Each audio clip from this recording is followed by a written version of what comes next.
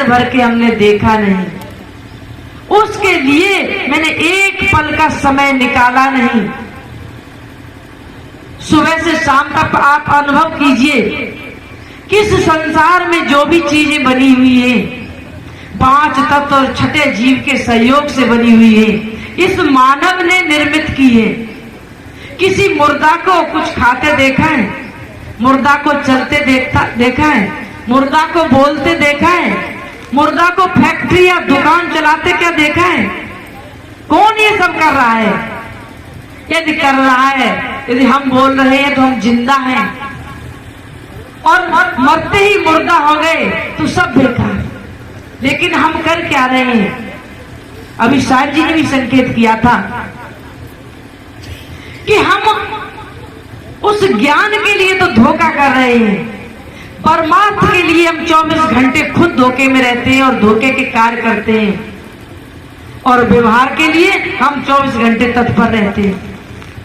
अभी स्पष्ट कहा था कि यहाँ बैठे हुए किसी सभा में किसी से हम कहें कि आज के बाद किसी मूर्ति की पूजा मत करना, हो सकता है कि हमारे गुरुदेव के कोई लाल हो वो मान जाएं, बकाया सब कहेंगे कि महाराज जी कैसे, ऐसा कैसे हो सकता है। तुरंत मंदिर में जाएंगे, किसी की भी मूर्ति होगी, सर पटकेंगे, घी धूप इत्यादि चढ़ाएंगे, पूजा करेंगे, जबकि वो उस मूर्ति ने कभी जीवन भर न बोला, न सुना, न कुछ कहा, न आशीर्वाद दिया। और फिर भी कोई भी व्यक्ति कितने सत्संग सुन चुका होगा लेकिन नहीं मानेगा। और अभी आप लोगों से हम कहें कि किसी भी मूर्ति को बनाकर अपने घर में रख लेना, किसी मास्टर की, किसी अच्छे प्रोफेसर की, और अपने बच्चे को उसके सामने बैठाकर कहना कि बच्चा पढ़, तो तू डिग्री होल्डर हो जाएगा, नौकरी लग जाएगी। यदि एक भी वक्ता यहाँ खड़ा हो जाए कि हम ऐसा करेंगे, कोई नहीं इस बात के लिए खड़ा होगा। लेकिन यदि मूर्ति के पूजने के लिए मना कर दें तो सब उसका विरोध करेंगे। एक बार एक पंडित जी मंदिर में पूजा कर रहे थे, संत जी पहुंच गए, उन्होंने कहा कि देखो भाई, तुम कभी अपनी भी पूजा कर लिया करो। अपनी का मतलब है अपने उस आत्म चेतन का ध्यान कर लिया करो, उसकी पहचान कर लो, स्वरूप स्थिति पैदा करो। पंडित जी ने कहा कि नहीं, मेरे तो जो कुछ भी है ये इष्ट देव, ये मूर्ति है, लड्डू गोपाल की यही सब कुछ है। संत जी ने कहा कि ये तो मूर्ति तुमने बनाई है, तुम बड़े हो कि ये मूर्ति। पंडित जी इस बात को राजी नहीं कि उस मूर्ति के सारे मेरा भरण पोषण होता है, मुझे धन मिलता है। बार बार यही कहते, जो कुछ है सब यही है, हम तो इनके अधीन है, करता धरता यही है, जो कुछ करते सब यही है। संत जी ने भी कहा कि ये ऐसे मानने वाले नहीं, इन्हें एक बार चेताना तो है ही पंडित जी को। शाम को जब मंदिर से वो घर जाते थे तो एक थैले में मूर्ति को रख लेते थे और एक थैले में सारा मंदिर का पैसा जो चढ़ाने चढ़ती थी, दान दक्षिणा आती थी, दोनों थैले उन्होंने लटका लिए, एक में मूर्ति और एक में धन, और शाम को चलने लगे घर की तरफ। रास्ते में वो संत जी कुछ अजीब भेष बनाकर, मुंह पर काला कपड़ा लगाकर, हाथ में एक मोटी सी लाठी लेकर रास्ते में आ गए। एक दो किसी अपने अनुयायी को साथ ले लिया, उन्होंने भी ऐसा भेष बनाया मानो कोई चोर या डाकू हो। रास्ते में पहुंचते ही उन्होंने लाठी को खटखटाया, कहा के खड़े हो जा, कौन है? पंडित जी कपने लगे कि भाई क्या करते हो? उन्होंने कहा देख, तुम 3 हो, एक पैसे का थैला, एक आपके भगवान जी का थैला और एक तुम, और इनमें से आप एक चीज को छोड़ सकते हो और 2 चीजें मुझे चाहिए। निर्णय तुम्हारे ऊपर है, चाहे धन को और मूर्ति को छोड़ दो, हम तुम्हें लेके अपने साथ जाएंगे, तुम्हें मारे काटे कुछ भी करें, और चाहे तुम या मूर्ति रह जाओ तो धन को हम ले जाएंगे, और चाहे आप मूर्ति को छोड़ लो, तुम दोनों को हम ले जाएंगे। पंडित जी ने विचार किया कि ये डाकू 2 चीजें ले जाएंगे, एक छोड़ेंगे। यदि हम इन दोनों को छोड़ते हैं, हम जाते हैं तो सब बेकार। दंड का क्या होगा, भगवान जी का क्या होगा? और यदि हम इन दोनों को देते हैं, हम रहते हैं, तो हम मूर्ति को नया बना लेंगे और मूर्ति के बनते ही पैसा तो चढ़ेगा ही अपार। पंडित जी ने बड़ा दिमाग लगाया और जो उन्हें चोर दिखाई दे रहे थे साधु जी, उनसे कहा कि देखो भाई, तुम मूर्ति को भी ले जाओ, धन को भी ले जाओ, मेरी जान छोड़ दो। इतना कहते ही साधु जी ने मुंह से कपड़ा हटाया और कहा कि यही तो हम कह रहे थे, आज महीने भर से यही तो समझा रहे हैं कि तू बड़ा है, ये मानव बड़ा है संपूर्ण संसार में, कि मानव तू अपने आप को समझ। ये जो 5 तत्व का पुतला है, इन अलग अलग एक एक तत्व की पूजा करना नहीं बताया है। पूजा करना है तो वो 5 तत्व का ये पुतला है और ये जिंदा है। इसलिए तो हम कहते हैं कि तेरी ही बनाई हुई मूर्ति है और तेरे ही बनाए हुए ये पैसा पैदा किया हुआ है। अपने आप को पहचान, और अपने आप को कब तक नहीं पहचानता, इसका एक ही कारण है कि मुझे पहचान कराने वाला कोई सदगुरु नहीं मिला है। जरूरत है समय के तत्वदर्शी की और समय के वेद की। जब हम संतों की शरण में आते हैं, संतों से खासकर पूछते हैं कि वो ईश्वर कहाँ है, वो खुदा कहाँ है, वो अल्लाह कहाँ है, तो वो बता देते कि वो तुम्हारे पास है। बसर की शक्ल अंधों को क्या मालूम होता है, ये वो आईना है जिसमें खुदा मालूम होता है। ये मानव चोला ऐसा है जिसमें ईश्वर को आप देख सकते हो, पहचान सकते हो, और पहचान के लिए थोड़ा सा अंतर्मुखी होना पड़ेगा। हे मेरे बंधुओं, मेरे कहने से मुझे पता है कि एकाएक मेरी वाणी से आपको हो सकता असर न हो, लेकिन फिर भी हम उसी उत्साह के साथ, उसी लगन के साथ ये शब्द बोलते हैं। मेरे गुरुदेव ने भी कहा था कि रामदास, जन्म जन्म की ये हमारी चादर जो मैली हो गई है, जन्म जन्म की परत पड़ी हुई है, वो कोई एक बार में, एक जन्म में, एक शब्द से नहीं छूटता है। मुझे चोट करनी है बराबर। एक लकड़ी को 10 कुल्हाड़ी से काटते हैं हम।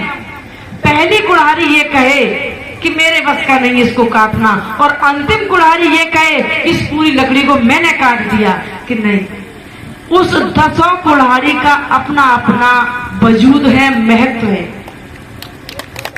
मुझे कहना है, मुझसे भी कभी किसी ने कहा होगा, तब चेतते चेतते आज इस जन्म में चेत पाए हैं। इसीलिए आप सब लोगों का निवेदन यही है कि कहीं यदि संत सदगुरुओं का यदि सत्संग होता है तो उसको सुन लो, भले ही आप भूल जाना, लेकिन मुझे ये विश्वास है कि जीवन में जब आप आपत्ति परेशानी में या ऐसे ढोंग आडंबर में पड़ोगे, तब आपको याद आएगी कि फलाने गांव में इस मंच पे कि राधादास से कोई शब्द कहे थे, अम्बाला से आए हुए सदगुरुदेव कोई थे, उन्होंने कोई शब्द कहे थे। तब वो वक्त पर याद आएंगी, और वक्त पर भी मेरी सीखी हुई विद्या काम आती है। तो हमेशा मुझे उस सत्संग को सुनना चाहिए, सत्संग में समय देना चाहिए, और ऐसा आप दोगे तो धीरे धीरे ये चादर का मैल हट जाएगा, ये निर्मल चादर निकल आएगी। हमारी चादर तो निर्मल ही है, मेरी आत्मा तो शुद्ध पवित्र ही है, लेकिन इस मन ने अन्य अन्य संगत का इस पर रंग चढ़ा लिया है। जैसी संगत में रहा है वैसा रंग चढ़ गया है, और अब उस वासनाओं के रंग को अलग अलग करने के लिए आपको नित्य प्रति सत्संग की जरूरत है। सत्संग करते रहे तो इसके ऊपर वासनाओं की परत हट जाएगी। कि शीश गुरु के चरण में नभा कर के देख, मानव जीवन तेरा फिर संभल जाएगा। शीश गुरु के चरण में नभा कर के देख, मानव जीवन तेरा फिर संभल जाएगा। अपना सिर, अहंकार का सिर गुरुदेव के चरणों में समर्पित कर दो, तब ही आपका ये मानव जीवन संभलेगा। दूसरों को दोष देखना बंद कर दो, दूसरों की चुगली करना बंद कर दो, झूठ और गाली देना बंद कर दो, छल कपट ईर्ष्या बंद कर दो, हत्या और चोरी करना बंद कर दो, इस शरीर से व्यभिचार करना बंद कर दो। इन चीजों के बंद करते ही जरा सा सद्गुरुदेव ने संकेत किया तो अपने आप हृदय में वो चीज जागृत हो जाएगी। महात्मा बुद्ध से एक बकरी चराने वाले ने कहा कि मुझे ज्ञान दे दो, भिक्षु बना दो। महात्मा बुद्ध ने कहा तू बकरी चराता है और तेरे अंदर अवगुण क्या है? कोई अवगुण भी है? बकरी चराने वाले ने कहा कि मेरा अवगुण सबसे बड़ा ये है कि हम बकरियों की गिनती बहुत करते हैं। कि किसकी? कि दूसरों की। हम हमेशा यही गिनती करते रहते कि मेरी इतनी है, उसकी ज्यादा है, और जब दूसरे की ज्यादा होती है तो मुझे बहुत बड़ा दुख होता है। महात्मा बुद्ध ने कहा कि ये गिनती करना बंद कर दे, उसी दिन तुझे भिक्षु बना लेंगे। वो तो उदाहरण था कि बकरियों की गिनती करता है। मेरा भी यही कहना है कि यदि आप दूसरों के दोषों की गिनती करते हो तो गिनती करना बंद कर दो। दोष औरों में हर वक्त लगता रहे, खुद को ऊंचा सभी को तू नीचा कहे। कभी खुद को भी दोषी बना कर के देख, मानव जीवन तेरा फिर संभल जाएगा। शीश गुरु के चरण में नवा कर के देख, मानव जीवन तेरा फिर संभल जाएगा। रातों को नींद में ही गवाता रहा, दिन भर औरों के दिल को दुखाता रहा। कभी औरों के काम तू आकर के देख, सुख से हृदय तेरा फिर ये भर जाएगा। ये कोई भजन और गाना नहीं है, एक एक पॉइंट आपके जीवन का है। मेरी 8 वर्ष की अवस्था होगी, मेरे गांव में एक भागवत हुई थी और उस भागवत में पहली बार शास्त्री की जगह कोई संत पुरुष आए थे। मतलब नाम भागवत का था, 7 दिन थी, और संतों ने पहले दिन आके ये कहा कि हम किसी भी राजा महाराजा की लीला या कहानी नहीं सुनाएंगे, हम मानव की कहानी, मानव की गाथा सुनाएंगे। तो मैंने सुना कि ये अजीब संत आए, हम तो आज दिन तक लीलाएं सुनते आए, लीलाओं में ही रस आता है, मानव की भी कोई कहानी होती है। मानव तो हमारे गांव में है, मुझे दोस्त भी दिखाई देते थे कि फलाने देखो गाली देते हैं, फलाने चोरी करते हैं, फलाना वो उल्टा चलता है, कोई शराब पीता है। ये अपनी बात बता रहे हैं 8 वर्ष की अवस्था की। तो जब उन्होंने सत्संग सुनाया तो उन्होंने एक एक मानव के एक एक गुणों का वर्णन किया और उनके दोष बताए कि हमारे अंदर दोष क्या है, हमारे गुण क्या है। दोषों को दूर करें और गुणों को धारण करें। उस दिन पहले दिन एहसास हुआ कि ये कथा कहानी लीला ये सब व्यर्थ हैं। संतों की वाणी, संत बोलते हैं मानव के ऊपर। यहाँ बैठ के ऐसा लगता है कि मानव संतों ने मेरे ही ऊपर सारी गाथा सुना दी हो कि दोष औरों में हम लगते रहते हैं, ये बुरा वो बुरा, पड़ोसी बुरा, रिश्तेदार बुरा, बेटी बुरी कि बहू बुरी, सास बुरी, कौन कौन बुरा हम किस किस को बता देते हैं, लेकिन एक बार भी अपने गिरेबान में झांक के नहीं देखते। दोष औरों में हर वक्त लगता रहे, खुद को ऊंचा सभी को तो नीचा कहे। सारे लड़ाई झगड़े इसी बात के तो है कि हम सही है, सामने वाले सारे गलत है। उसको पूछो तो वो यही शब्द कहेगा कि हम सही है और सारे गलत है। अब बताइए कौन गलत कौन सही है? कभी खुद को भी दोषी बना लिया करो कि कहीं न कहीं मुझसे भी गलती हुई है, और ऐसा करते ही तेरा सुख से हृदय बढ़ जाएगा, सारे लड़ाई झगड़े समाप्त हो जाएंगे, आनंद ही आनंद होगा, परमानंद की वर्षा होगी आपके ऊपर। कुछ अपना सुधार करके तो देखो। इस वाणी का संयम करके तो देखो, आवत गारी एक है, उधर से किसी ने एक गाली दी और इधर से आपने बौछार लगा दी गालियों की, झगड़ा बढ़ेगा कि कम होगा? एक गाली को आपने बर्दाश्त कर लिया, दूसरा उसको जवाब नहीं दिया, झगड़ा होगा ही नहीं। लेकिन इन सब के लिए सदगुरुदेव कहते हैं कि जैसे एक बार द्वापर में कहानियां आती हैं, आप रामायण में भी आता है कि जनक जी ने एक संकल्प लिया अपना, किस बात का? कि इस धनुष को जो उठा लेगा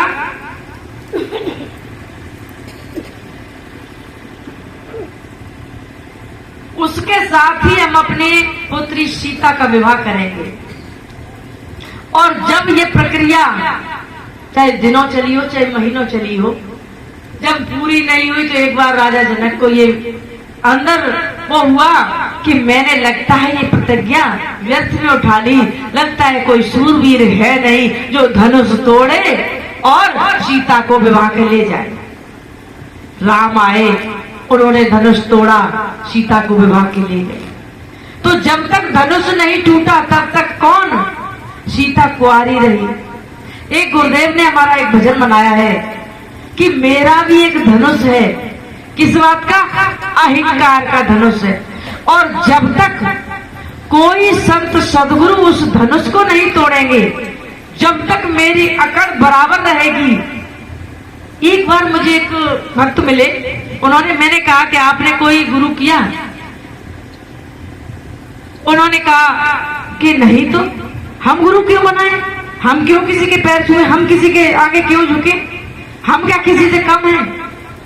हम समझ गए कि जब तक इनके अंदर अहंकार है तब तक ये गुरु बना ही नहीं सकते। गुरु का सीधा सीधा अर्थ है किसी के आगे नतमस्तक होना, अपने आप को समर्पित करना, बिल्कुल गुरुदेव के चरणों में समर्पित हो जाना, अपना कोई भाव नहीं रखना, विचार नहीं रखना, इच्छा नहीं रखना, कामना नहीं रखना, तब तो वो शिष्य है। और जहां गुरु को वो अकल बताए, राय बताए, इशारा बताए, संकेत करे, तब तक वो शिष्य नहीं। शिष्य कहते हैं गुरुदेव के सत्य गुरु वचन पे जो जन डट गए, कट गए फल 84 के। गुरु शिष्य के साथ ये सदगुरु है। आज के समय में कैसे हैं? अभी सर्वोत्तम जी ने बड़ा अच्छा भजन सुनाया था कि हम कैसे में फंसे हुए हैं। ऐसों की बात नहीं करते। जो सदगुरु है वो शिष्य का 100% हर एंगल से हित ही चाहता है।